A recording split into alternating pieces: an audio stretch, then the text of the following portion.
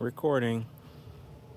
I have two more solid figures. What are they? What do you notice about their base?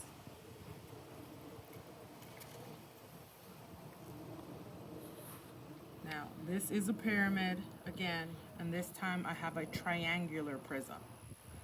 So this is a prism, and this is a prism.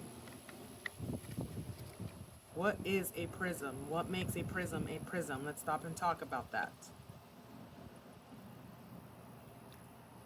Okay, so now I have this pyramid and this triangular prism, and we're going to try to see how many pyramids it takes to fill in the triangular prism.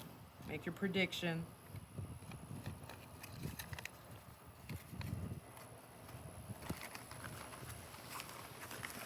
Start filling it in.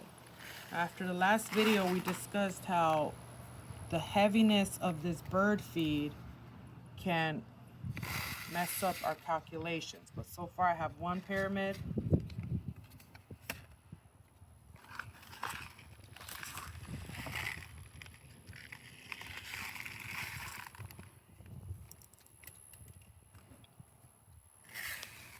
two pyramids.